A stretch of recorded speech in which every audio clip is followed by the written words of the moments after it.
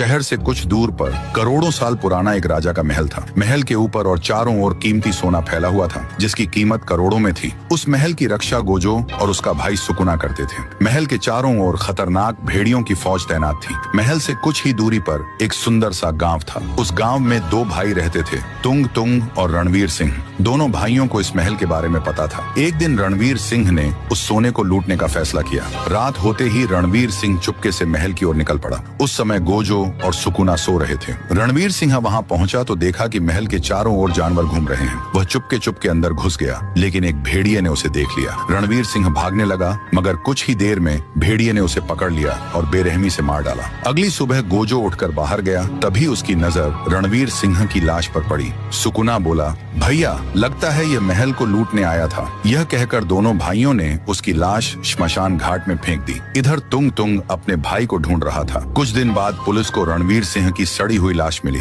तुंग तुंग अपने भाई की लाश देखकर बहुत रोया और उसका अंतिम संस्कार कर दिया। अगले दिन गांव के दो नटखट बच्चे राय स्टार और ज्ञान खेलते खेलते ताजमहल के पास पहुंच गए। तभी राय स्टार की नजर रणवीर अंकल की फोटो पर पड़ी। वह दौड़कर तुंग तुंग अंकल के घर गया और सारी बात बता दी। तुंग तुंग समझ गया कि जरूर भेड़ियों ने उसके भाई को मार दिया होगा। उसी रात तुंग तुंग ने ताजमहल का सारा सोना लूटने का फैसला किया। रात होते ही वह अपनी जादुई तीर लेकर महल की ओर निकल पड़ा। ताजमहल के पास पहुंचकर उसने एक ही तीर से ऊपर छलांग लगा दी। जल्दी जल्दी उसने सारा कीमती सोना लूट लिया और वहां से निकल गया। अगली सुबह गोजो सारा सोना गायब देखकर हैरान रह गया। उसने अपनी रहस्यमयी शक्ति से पिछली घटनाएं देख ली। आगे क्या हुआ, इसका पार्ट 2 जल्द आ रहा है।